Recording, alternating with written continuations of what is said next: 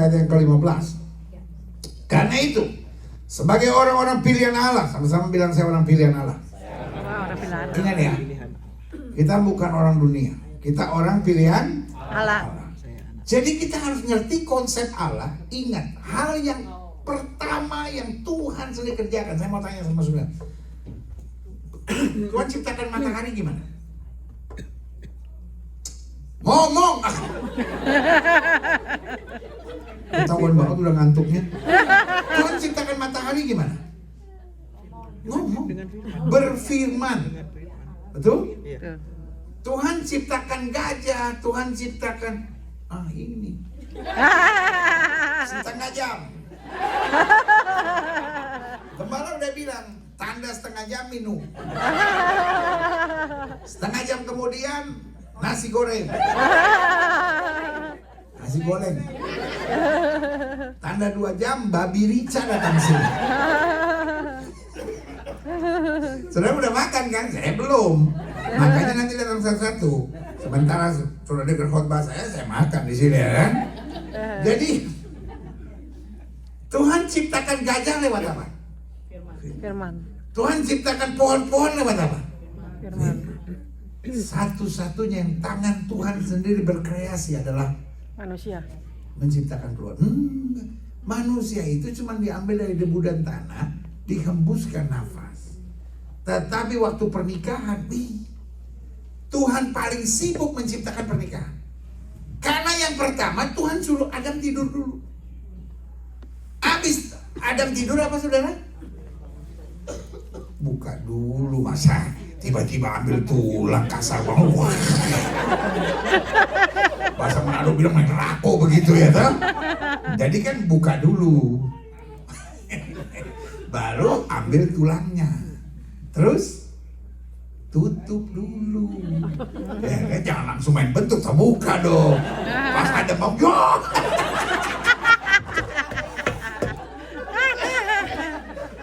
makin malam sudah makin lucu ya. Ya dong. Jadi ditutup dulu bos, ya kan? Baru dibentuk manusia, ya kan? Kenapa diambilnya tulang rusuk? Kenapa nggak pohon rambutan aja gitu dahan dipetik supaya menjadi satu. Makanya Daud bilang, makanya Adam bilang apa? Inilah dia tulang dari tulangku, daging dari dagingku. Jadi orang pilihan Allah ngerti. Keluarga bukan karena aku suka, dia suka, kita bicara cinta. No. Tetapi keluarga adalah bagian dari menjalani kehendak Kristus. Amin. Makanya setelah diciptakan Tuhan bilang beranak cucu dan penuhilah bumi. Artinya berkeluarga adalah bagian yang tak terpisahkan dari Tuhan. Sama-sama bilang sama saya keluarga. Keluarga. Tak terpisahkan dari Tuhan.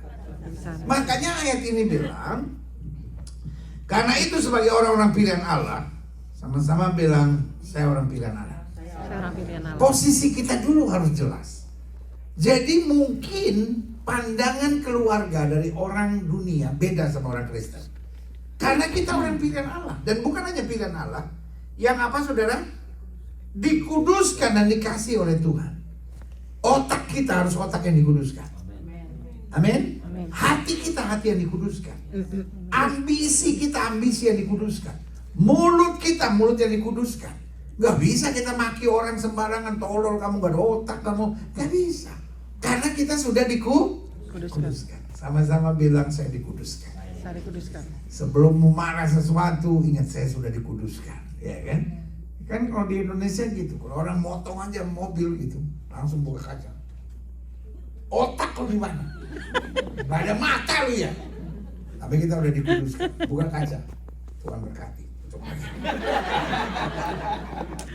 Amin. Sama-sama bilang saya orang pilihan Allah. Sama-sama bilang saya dikuduskan. Saya dikuduskan. Dan selanjutnya dikatakan dikasihnya. Taruh tangan kanan saudara di dada, bilang saya dikasih Tuhan.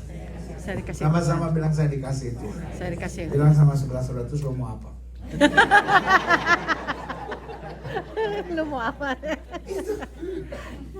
Orang mau ngomongin apapun tentang saudara, Tuhan menyayangi saudara.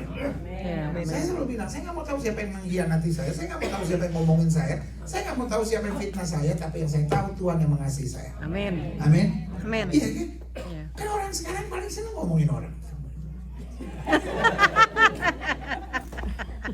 Hari ini saya mau bilang sama saudara, yang penting saya dikasih Tuhan.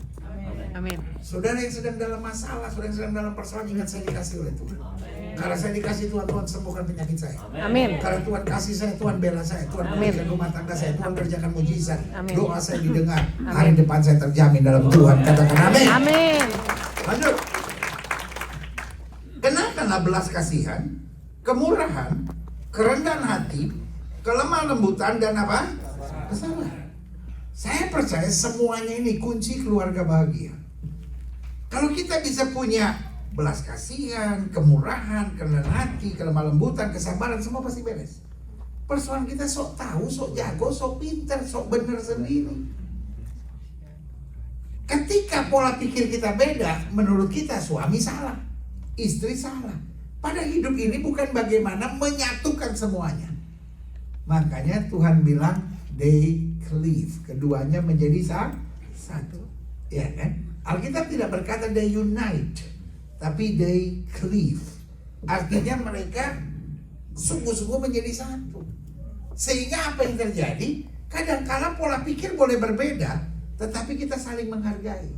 Amin. Amin. Nah, kuncinya di mana? Yaitu Alkitab bilang, kenakan belas kasihan, kemurahan, kerendahan hati, kelemah lembutan, dan apa? Kesabaran. Kenapa banyak suami memaksakan istrinya harus seperti apa yang dia mau? Pokoknya saya mau begini. Kalau orang udah bilang pokoknya saya mau begini, kita harus sembah dia dalam roh dan kebenaran. Jadi Bu, kalau suami ibu tiba-tiba bilang, gak bisa, pokoknya saya maunya begini, langsung berdiri Bu.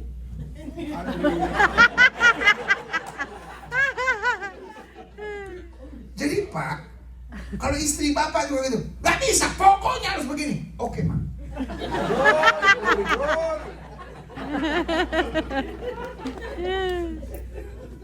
Karena keduanya ini harus punya kerendahan Hati. ya. Sabarlah kamu seorang terhadap yang lain.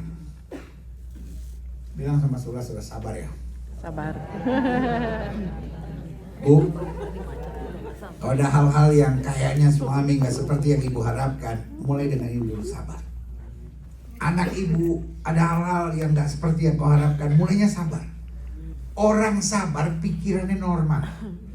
Sama-sama bilang sama saya, orang sabar pikiran normal. Sabar pikiran normal. Orang emosi itu dikendalikan setan. Loh betul, orang emosi dikendalikan oleh Setan. Ada nggak orang emosi di tengah emosinya, kalau gitu aku berdoa ya Allah. Orang gila orang. Orang emosi dikendalikan oleh setan. Jadi Pak, ketika ada masalah sama istri Bapak, sabar dulu. Makanya bangsa Israel sebelum masuk tanah perjanjian, kan dia mesti menghadapi Yeriko dulu kan, iya dong. Nah, tembok Yeriko itu dikalahkannya dengan apa? Ada gereja-gereja kurang pintar kadang-kadang. Tembok Yeriko diruntuhkan dengan puji-pujian, memutar 7 kali tembok Yeriko. Salah saudara-saudara. Tembok Yeriko itu dikelilingin 13 kali. Coba saudara pelajari. 1 kali 1 hari selama 6 hari. Dan diperintahkan oleh Yosua, don't say a word. Sepatah kata pun jangan. Saya bayangin ya, 6 kali muter, ibu-ibunya pasti udah gak ada tuh. Habis, gak ada yang tahan. Muterin tembok. Ibu satu colok ibu lain, lupa bobo tuh orang. Ya kan? Bobo tuh itu gagu, bisu. Lupa bobo tuh orang ini. Karena mesti diem. Kali ke-7, udah hari ke-7 dong. Tiba-tiba Yosua bilang, muter lagi. Dan karena ini hari ke-7, hari kemenangan, 6 kali muter. Diam. Semua bilang, gila ini orang. Masa kita rupa orang bisu, lagi parade begitu. keliling, hari ketujuh diam. Tiba-tiba hari yang ketujuh kali yang ketujuh berarti 13 kali. Baru teriak, baru bersorak. Kalau kita bisa diam, pasti ada mujizat. Pak, Bu, belajar dalam hidup ini diam. Bisa? Bisa? Siapa yang harus diam?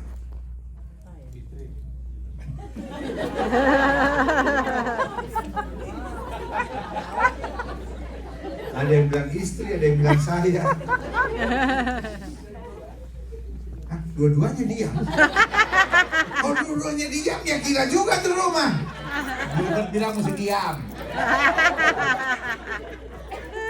Jadi yang diam itu yang waras. Siapa yang diam, saudara? Waras. Jadi kalau suami lagi marah, istri harus Diam. Doa. Karena selalu saya bilang gini, nyanyi solo tuh bagus, tapi marah solo nggak bisa bertahan lama. Makanya kalau istri lagi marah, Pak, jangan kasih tambah gas, Pak. Jadi istri marah nih, suami, itu 2 hari 2 malam gak bakal selesai. Tapi coba istri marah, suami diam, pasti lama-lama kehabisan bahan. Betul. La ilaha illallah, dikasih tahu. Saya 40 tahun jadi pendeta, udah tahu yang kayak begituan. Jadi kalau istri marah, Pak, suami diam, pasti lama-lama kehabisan bahan. Ya tapi kapan saya tahu kehabisan bahan? Ketika katanya mulai dipanjang-panjangin. Gini nih, kamu. Setiap kali dia tuh lagi cari inspirasi, lagi cari ide. Jadi habis kata, betul nggak Pak? Betul nggak Pak? Iya kan? Itu lagi habis kata tuh. Nah di saat seperti itu masuk Pak, bilang sama dia, kau tetap segala-galanya bagi aku ya. Nah itu masih ada tuh Pak, putaran-putaran terakhir masih ada. Ngomong kamu tuh bagus Pak, tapi pas begitu langsung bagi Pak dia itu kan, langsung peluk dia, cium gitu.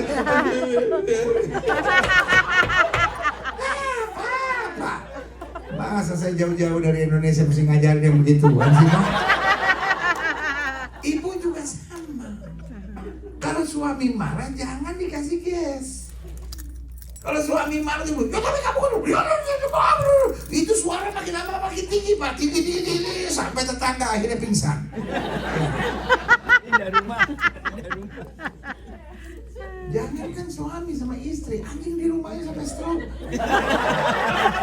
Gak tahan ribut suami istri, anjing sampai stroke.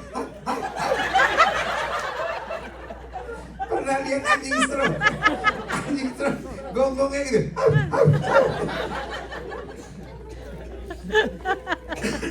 Jadi kalau suami marah, biasanya suami lebih pendek sih dari istri. Kalau istri bisa 2 jam solo gitu.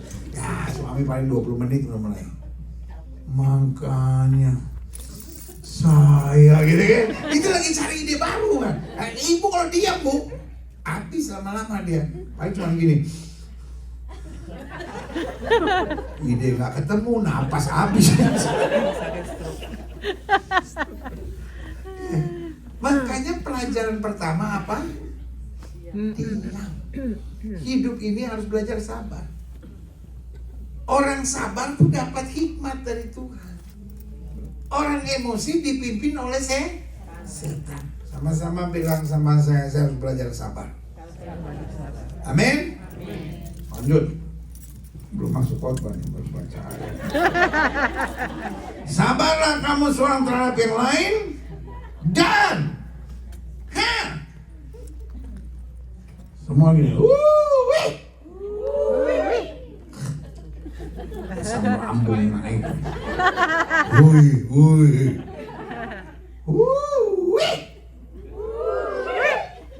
mulai mendekati. Sabarlah kamu seorang terhadap yang lain dan apa? Ampunilah seorang akan yang lain apabila yang seorang apa? Menaruh dendam terhadap yang lain. Artinya apa? Kalau kamu cuma lihat kekurangan pasangan kamu terus kamu tumpuk, lama-lama jadi kepahitan. Kepahitan itu bukan karena pasanganmu terlalu banyak kekurangan. Kepahitan itu karena lu bego. Orang kalau makan pisang, sudah tahu makan pisang? Amerika ini norak ya. Pisang yang sama dimakan, pisang yang sama digoreng. Bego juga orang Amerika. Kalau kita kan di Indonesia pisang, waduh, ada yang panjang, ada yang pendek, ada yang kecil. Wah, kita diberkati. Orang Amerika dia goreng, astaga. Pisang yang sama gua makan dia goreng. Kurang ide nih. Coba iseng-iseng kalau pergi ke toko buah, tanya, do you have monkey banana? Pisang monyet gitu kan. Do you have horn banana? Pisang tanduk.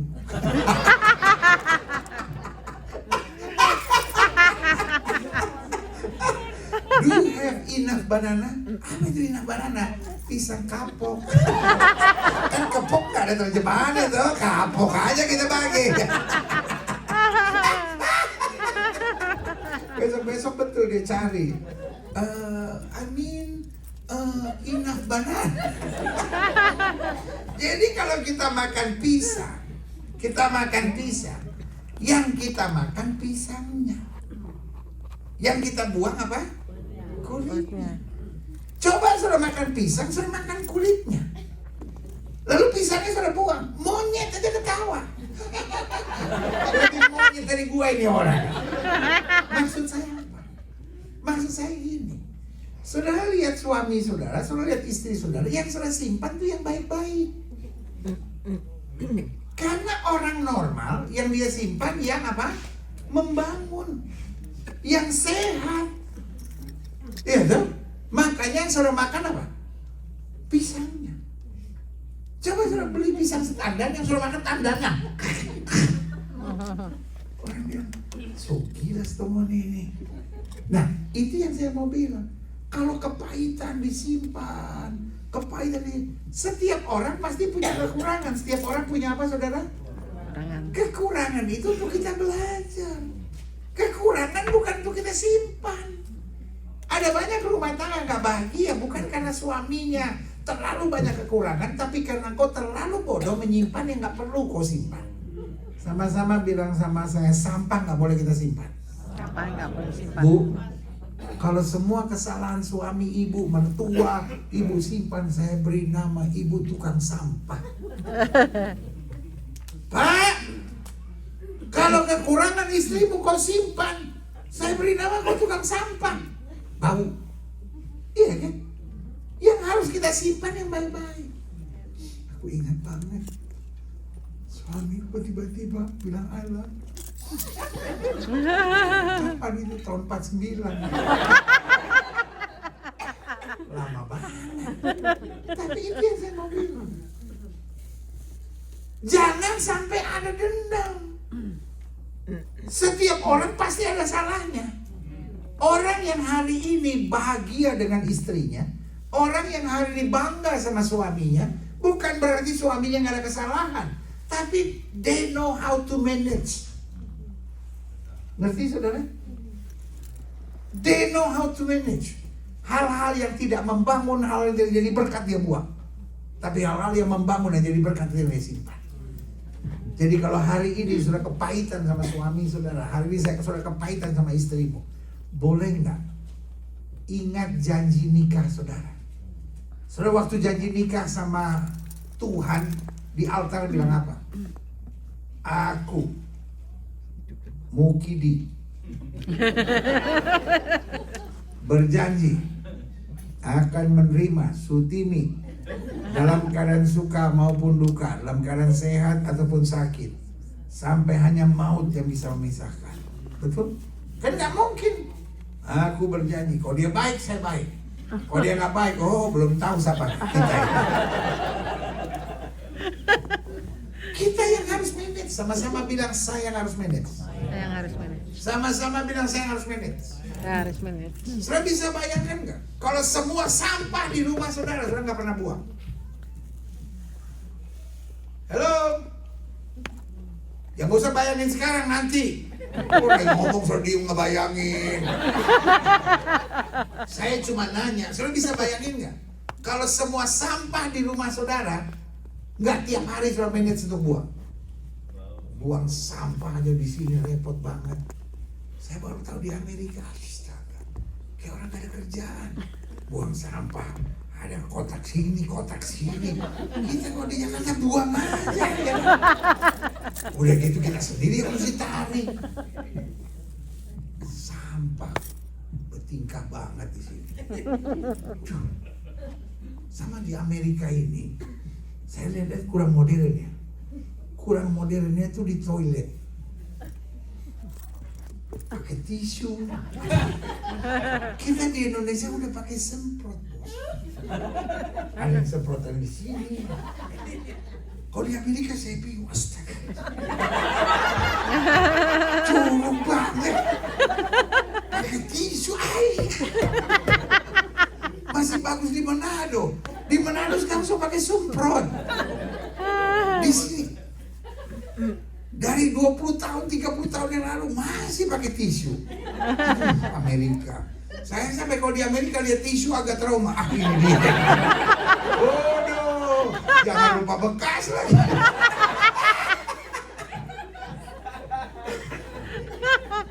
Jadi sekali lagi, kalau semua, ada nggak rumah yang nggak ada sampah? Nggak ada. Rumah kosong. Asal ada penghuni pasti ada Sampah. Punya suami pasti ada kekurangan. Punya istri ada kekurangan. Tapi tiap hari sampah harus dibuang.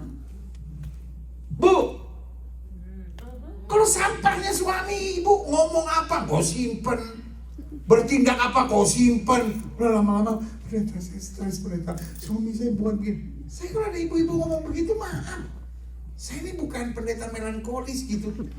Ya kalau ada ibu-ibu ngeluh saya, oh gitu ya bu ya, berat sekali hidup ya. Saya kan ibu, suami saya kan begini, kapan tuh bu terjadinya? Ya waktu tahun pertama pernikahan. Nah ibu nikah udah berapa lama? 48 tahun.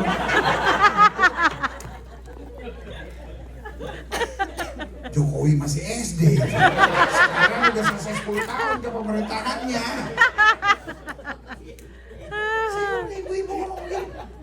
Suami saya 14 tahun yang lalu pernah buat ini ke saya, pendeta. Terus gimana? Sekarang saya tuh berat gitu. Beko bu ibu. Bener. Ngapain semua sampah disimpan? Sampah dibuang dong. Bukan ganti baru. Sampah yang lain bapak mau bawa sih. Ganti baru sampahnya. Ini di rumah thrift store kalau begitu. Jadi yang saya mau ingatkan, suami ada kekurangan sangat normal bu. Kenapa normal? Lah ibu juga banyak kekurangannya bu. Iya kan? Iya. Suami-suami juga gitu. Istri ada kekurangan. Selalu saya bilang, Alkitab bilang kesusahan sehari cukup untuk Sari. Makanya Alkitab bilang pencobaan yang kamu alami tidak pernah melebihi kemampuan kamu. Orang yang bilang sama saya, kalau Alkitab itu benar, kenapa ada banyak orang stres? Lu kan dia nggak ikutin. Alkitab bilang kesusahan sehari untuk sehari.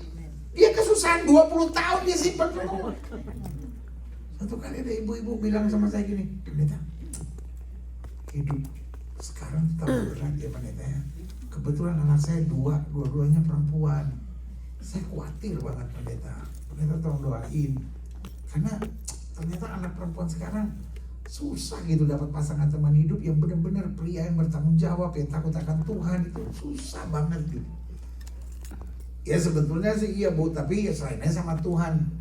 Iya pendeta saya khawatir banget. Ya gak usah bu, saya sama Tuhan semua pasti beres. Ngomong-ngomong anak ibu umur berapa? Yang satu 4 tahun, yang satu 1 tahun.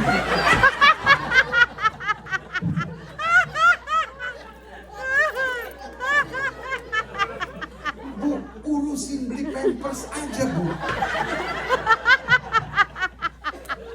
Di sini pampers murah, di Jakarta pampers mahal. Urusin pampersnya, jangan urusin pasangan teman hidup dulu. Kalau Tuhan pertemukan sama pasangan teman hidup, teman hidupnya juga punya. macam-macam hidup ini. Itu yang saya bilang, makanya manage. Sampah harus kita Uang. buang. Yang membangun, yang jadi berkat itu yang kita Ambil. ya. Lanjut. Belum mulai khotbah. Dan apabila yang seorang menaruh dendam terhadap yang lain, sama seperti Tuhan telah apa? Ingat aja. Itu yang saya bilang, how to manage. Saya juga bisa hidup karena Tuhan ampuni. Berarti kalau saya mau hidup jadi berkat, saya juga harus belajar mengampuni. Dan di atas semuanya itu, dikatakan apa? Kenakanlah kasih sebagai pengikat yang mempersatukan dan menyempurnakan. Hendaklah, nah ini, if we know how to forgive and forget and how to manage, Alkitab bilang apa? Hendaklah damai sejahtera Kristus memerintah dalam hatimu. Damai sejahtera bukanlah akibat kehidupan sempurna. Damai sejahtera bukan karena suamimu sempurna, bukan karena anakmu sempurna, tapi because you know how to manage your heart and your mind well. Amin. Kita bisa damai, rumah tangga kita bisa bahagia bukan karena pasanganmu hebat. Tapi engkau bisa damai, rumah tanggamu bisa bahagia if you know how to manage your heart and your mind well. Amin. Makanya kita bilang apa? Hendaklah damai sejahtera Kristus memerintah dalam hatimu, karena untuk itulah kamu telah dipanggil menjadi satu tubuh dan kuncinya terakhir apa saudara? Bersyukur. Suami ada kekurangan, tetap bersyukur. Istri ada kekurangan, tetap bersyukur. Jadi jangan salah ngerti. Kan suami saya selingkuh pendeta. Itu saya harus bersyukur. Tuhan terima kasih suami saya dapat yang lebih muda dari saya. Segala kemuliaan buat Tuhan. Itu bukan bersyukur. Itu udah kepukul di otak. Kita bukan bersyukur untuk masalah. Kita bersyukur di tengah masalah. Jadi kita bersyukur, terima kasih Tuhan, Tuhan beri kekuatan. Terima kasih Tuhan beri hikmat. Tuhan beri akal budi. Tuhan beri kuasa. Karena doa orang benar besar kuasanya. Amin. Makanya dengan bersyukur kita bisa mengampuni. Dengan bersyukur kita bisa buang segala dendam. Dengan bersyukur kita bisa melihat segala sisi yang positif dari suami. Karena selalu saya bilang, what is love? Apa itu cinta? Cinta itu ketika kita mampu melihat segala sesuatunya secara positif. Lihat orang pacaran. Orang kalau pacaran, ya toh, mencintai, apa aja terlihat hebat. Seorang cewek ketika dimarahin sama pasangannya waktu pacaran, kamu tuh harus begini. Itu yang saya suka dari dia, pendeta. Dia bisa mengendalikan saya gitu. Ini berwibawa sekali gitu. Kamu udah kawin 23 tahun. Kamu gimana? Papa tuh kasar. Papa pikir papa pelatih sirkus. Main marah-marah aja. Lagi pacaran, terus yang cewek kelepas, cowoknya senyum. Itu yang aku suka dari kamu. Apa adanya. Udah kawin 17 tahun, istri gini, aku gak makan di kandang kebo. Bu, kalau ibu sudah lihat suami ibu kekurangan terus, the problem is not with him. The problem is in your heart. Cinta ibu sudah semakin kurang. Karena ketika cinta semakin kurang, kita makin melihat kekurangan. Ketika cinta kita makin bertambah, kita tidak lagi bisa melihat kekurangan karena kita lihat selalu hal-hal yang dahsyat. Amin. Amin. Sama seperti orang pelayanan. Kalau di pelayanan kita udah lihat musiknya nggak enak, ya pemain musiknya sih hebat pendeta, tapi kalau dia main kayak nggak ngalir, pergi ke sungai cari. Biar ngalir, ayo tuh sekalian. Ya main pujian sih, suaranya bagus tapi nggak ngangkat. Kursi-kursi lo angkat.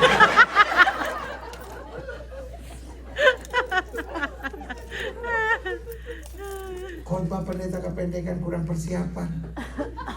Khotbah pendeta kepanjangan. Ya jelek dia.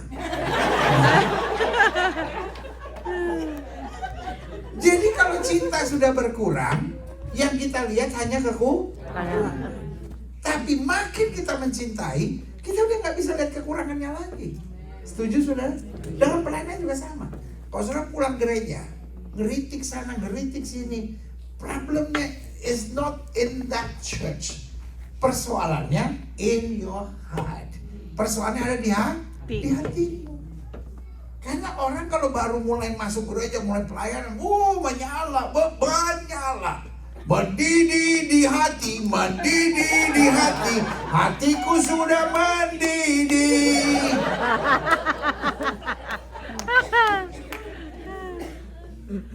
Ya. Pokoknya kalau udah itu sekali, waduh itu masih mendidih. Tapi kalau ini udah nggak konsen. Ya telah mati, dibangkitkan jarum coklat. Udah nggak konsen gitu, karena hatinya udah nggak sungguh-sungguh tuh. Sama-sama bilang sama saya, kuncinya di hati. Iya, di hati. Ya. Jadi hari ini saya mau sudah ngerti, stop ngelihat kekurangan suami, stop ngelihat kekurangan istri, tapi belajar manage your heart. Amin. Amin. Nah, saya tekankan begini, tidak semua keluarga yang tidak bercerai pasti bahagia. Kan kadang-kadang kita lihatnya gitu, itu bercerai tuh. Nah, itu dia nggak bercerai. Tidak bercerai bukan berarti pasti bahagia. Target gereja bukan bagaimana rumah tangga Kristen tidak bercerai, tapi target gereja supaya rumah tangga Kristen jadi berkat. Makanya saya selalu bilang ini, senjata setan di akhir zaman sedang diarahkan kepada keluarga. Senjata setan di akhir zaman sedang diarahkan pada keluarga. Setan gak peduli soal baca Alkitab. Setan gak peduli soal bahasa roh. Mulai yang sandal lama. Ya kan ada yang alirannya sandal lama. Ada yang alirannya si. Ya kan? Ada lagi yang alirannya aliran lalala. Udahlah, aliran apa terserah. Tapi setan gak peduli. Sejauh dia bisa kacaukan rumah tangga, saudara. Sejauh dia bisa bikin masa pacaranmu kacau. Sejauh dia bisa bikin kau dendam sama suamimu, kau dendam sama istrimu. Sejauh rumah tanggamu gak bisa bahagia. Karena ketika rumah tanggamu gak bahagia, pasti anak-anak jadi korban. Coba saudara pelajari. Tahun 60-an, ketika rumah tangga masih sehat, tingkat LGBT sangat turun. Tapi tahun 80-90 ketika, kan tahun 70-an mama kita kan gak ada kerja rata-rata kan. Tahun 70-an, 80-an, mama kita masih pimpin doa, papa kita masih doain kita kalau kita mau tidur, masih dibacain Alkitab, masih dibacain cerita, kita masih duduk di meja seperti kongguan gitu kan. Kongguan kalau bapaknya gak ada tetap aja. Ya, kan? Tapi mulai tahun 90-an, 80-90 lah gitu kan, itu kan mulai jauh kan. Zaman tahun 70-an, papa kita tuh kalau kita mau minta sesuatu, papa kita cuma gini. Kita lihat dari pancaran matanya, itu mata papa kita dulu kayak lighthouse. Lighthouse tuh menara jaga tuh. Dia kalau mau larang kita cukup gini nih. Iya kan? Saya ingat, saya kalau mau lebaran tuh ke rumah tetangga tuh, kan dulu kan makanan yang paling hebat kan kongguan. Kue yang paling hebat itu kongguan. Keluarnya cuma Natal sama Lebaran. Itu ibu Kristen tuh, anak-anaknya Muslim tuh. Makanya keluarnya cuma Natal sama Lebaran. Ya, tuh. Terus kalau tetangga ngasih gitu, Gilbert, kue. Saya lihat papa saya dulu. Kalau papa saya gini nih, ya tante, terima kasih gitu. Lagi dong, kenapa cuma satu? Lihat lagi, lighthouse satu itu. Ya kan? Kalau dia gini nih, enggak tante, udah diomelin.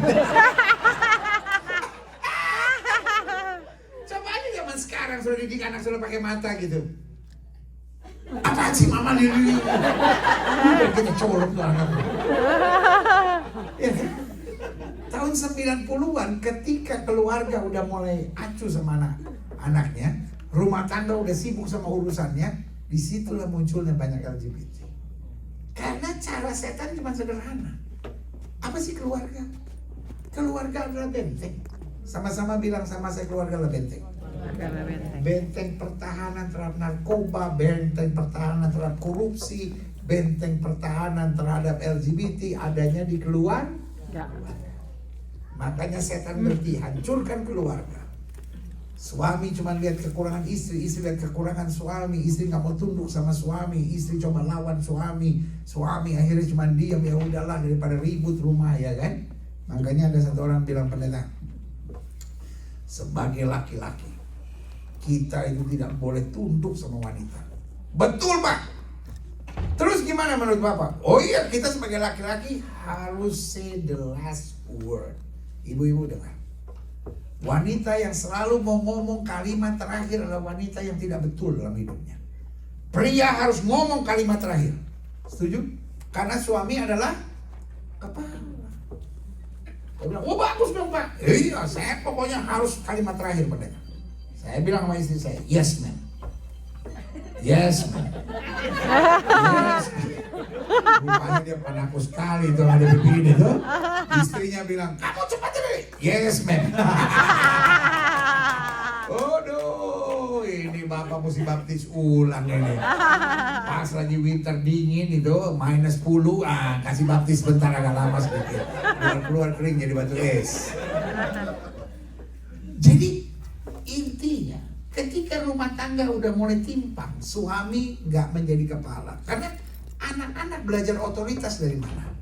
Anak-anak belajar submission dari mana? Selalu mau pakai teori apapun nggak bisa. Dia hanya lihat. Ketika mama nggak tunduk, makanya selalu dalam hidup saya bilang gini. Istri yang tidak tunduk sama suami, perhatikan, anak-anaknya pasti ngelawan.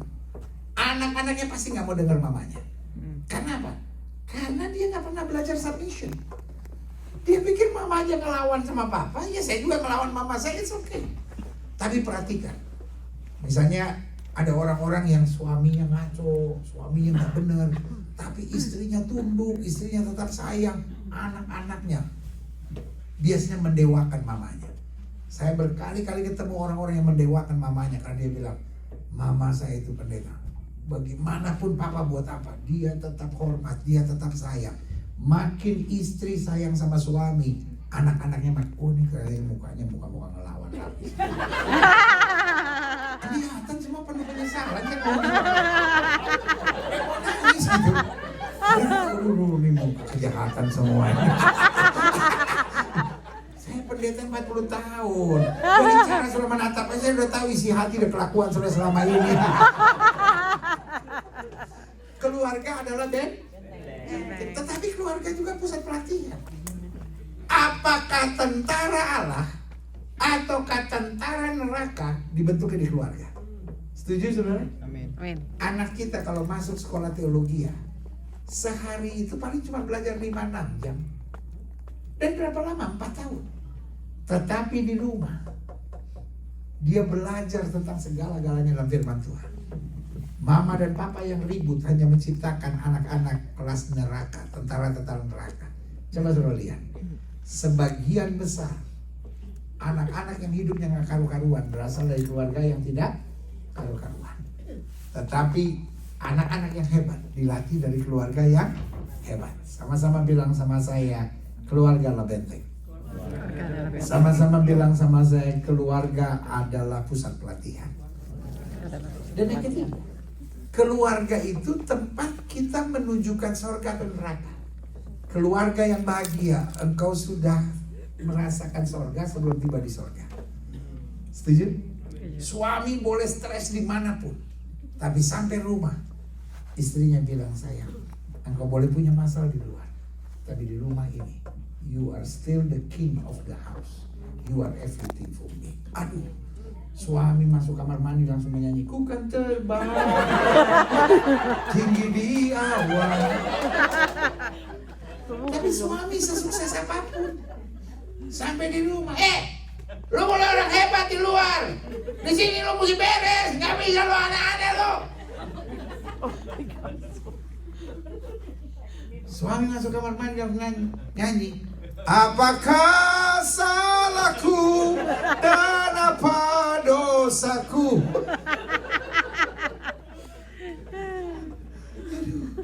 Bu, pastikan setiap orang merasa berharga di keluarga. Amin. Amin. Tetapi sebaliknya, rumah tangga yang kacau, orang sudah merasakan neraka, bahkan sebelum sampai di neraka, saudara-saudara. Iya dong. Bu, senang bu di rumah ribut terus. Pak, senang pak di rumah ribut terus. Yuk gara-gara suaminya. Saya udah bilang, suami mau ajak ribut, kalau engkau diem, ya udah. Lama-lama tenang juga. Istri mau ajak ribut, engkau diem, ya tenang juga lama-lama. Makanya ketika kita ngerti setan pengennya rumah tangga kacau, di balik rumah tangga yang kacau anak-anak jadi korban, di balik rumah tangga yang kacau istri liar, suami gak karu-karuan. Tetapi di balik rumah tangga yang diberkati, rumah tangga yang penuh damai, ada berkat Tuhan. Kalau tangan kanan sudah di dada, sama-sama bilang, saya bisa berbuat sesuatu. Saya bisa berbuat sesuatu. Don't try to change others. Yes. Happiness start from yourself. you. Amin. Amin. Kebahagiaan itu mulai dari apa? Sama-sama bilang kerja keras saya. Kerja keras saya. Kebahagiaan mulai dari apa? Kerja keras saya. Suami itu adalah berkat Tuhan buat saudara. Itu yang terbaik buat saudara. Istri itu berkat Tuhan yang terbaik buat saudara. Tetapi sekarang tinggal how you manage. Karena saudara dapat berlian juga. Kalau saudara taruh sembarangan, hilang juga tuh berlian. Betul nggak saudara? Tuh. Suami itu kayak berlian. Ibu nggak pernah rawat, ibu taruh sembarangan, hilang.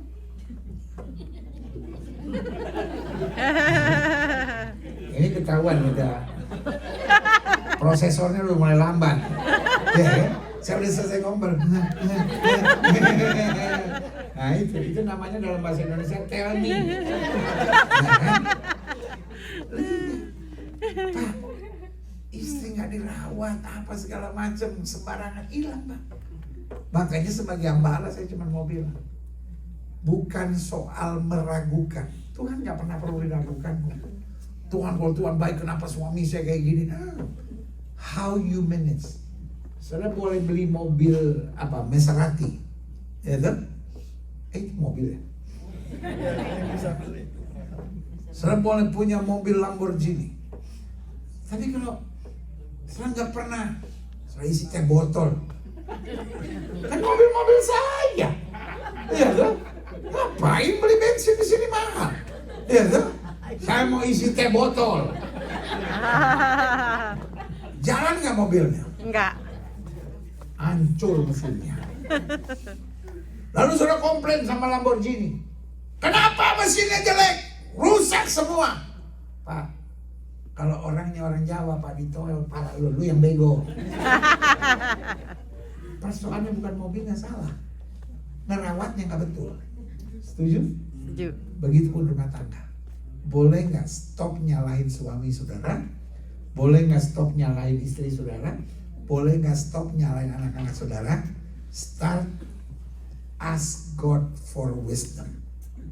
Mulai minta hikmat sama Tuhan. How can I manage well? Bagaimana saya mulai bisa mengampuni?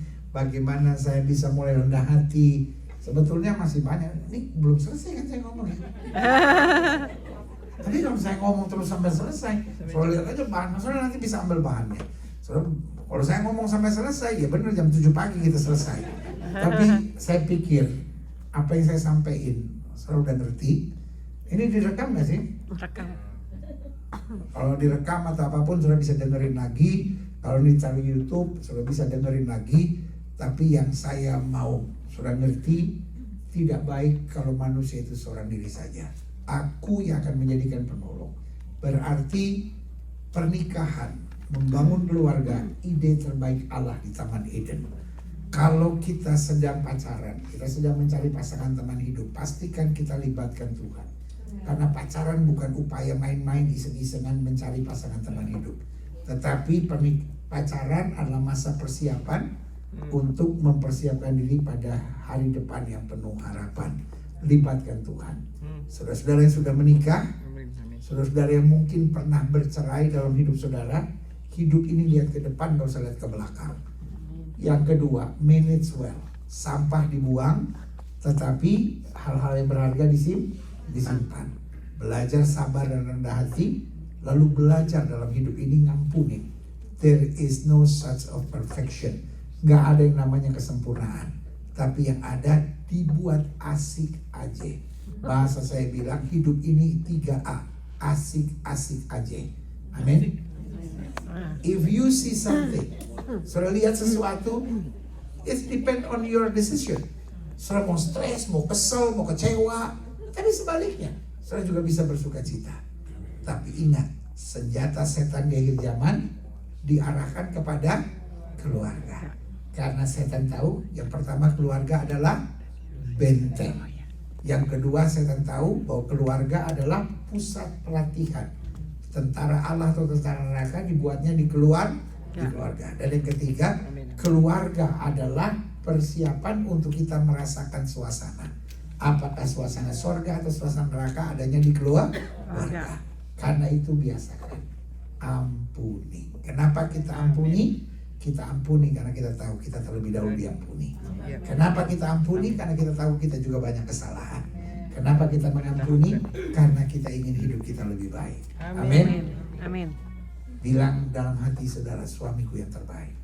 Bilang dalam hati saudara, istriku yang terbaik. Bilang sama hatimu sendiri, anak-anakku yang terbaik. Bilang sama keadaanmu, rumah tanggaku tetap yang terbaik. Ada tantangan, saya dikasih oleh Tuhan. Ada tantangan, saya dipilih oleh Tuhan. Ada tantangan, Tuhan yang bela saya. Berikan tepuk tangan yang berikan. Saya undang kita semua bangkit berdiri. Sekali